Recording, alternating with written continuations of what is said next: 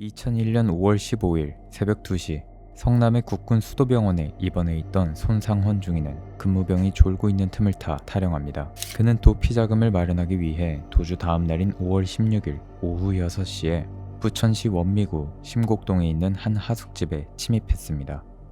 집안에 있던 여대생 박양이 소리 지르며 도망치려 하자 그는 자신이 탈영한 사실이 밝혀질까 두려워 베개로 박양의 얼굴을 3분 동안 눌렀고 팔다리가 늘어졌음에도 멈추지 않았습니다. 그 결과 박양은 질식으로 사망에 이르게 됩니다.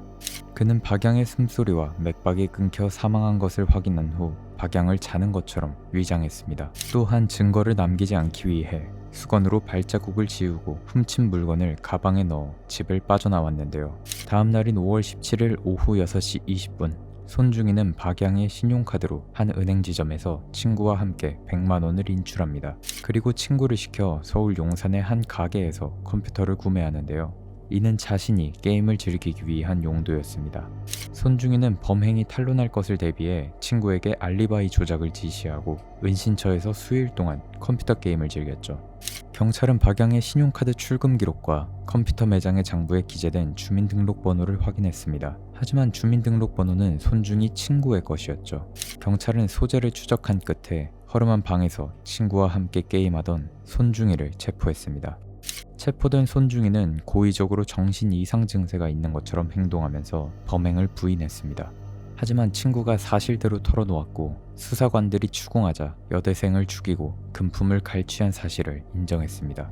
그리고 손중이가 탈영한 이유에서 충격적인 사실이 밝혀집니다. 그는 다른 사건으로 군사재판을 받고 항소심을 기다리던 중이었는데 허리가 아프다는 이유로 군 병원에 있었던 것입니다. 허리가 아프다는 것은 어쩌면 탈영을 하기 위한 계획적인 변명이었을지 모릅니다. 그는 어떤 이유로 군사재판을 받았을까요? 시간을 거슬러 사병으로 입대했던 손상헌은 1998년 소위로 임관해 육군 제11사단 20년대에 배치됐습니다. 부대 내에서 임무 수행 능력이 뛰어나다고 인정받으며 성실하다는 평가를 받았죠. 이해 6월에는 결혼해 아들도 하나 갖게 됩니다. 하지만 1999년 여름 근무 시간 이후에 인터넷과 게임에 지나치게 몰두하면서 부부간의 말다툼이 생기고 부대 내에서는 대화가 급격하게 줄어듭니다. 이런 과정에서 손중이는 외국 포르노 동영상 같은 음란물에 빠져 무분별한 성적 망상과 충동에 빠지게 됩니다. 그렇게 그는 처자식이 있음에도 1년 6개월 동안 총 9명의 여성을 10번이나 성폭행했는데 그 내용을 보면 이렇습니다.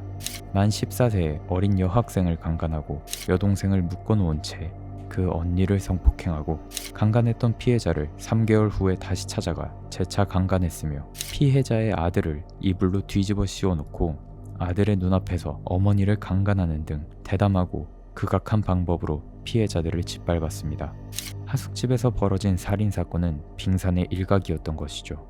손중이는 이 사건으로 원심에서 사형을 선고받았습니다. 하지만 대법원에서는 나이, 성장과정, 가정환경과 경력 등에 비추어 보면 아직 교화 개선의 여지가 있다고 판단했으며 범행 동기, 내용과 범행 후 정황 등을 고려하여 원심을 파기하고 고등 군사법원으로 사건을 환송합니다. 그렇게 손중이는 사형이 아닌 무기징역을 선고받아 국군 교도소에 수감 중이라고 알려져 있습니다. 오늘 준비한 사건은 여기까지입니다. 감사합니다.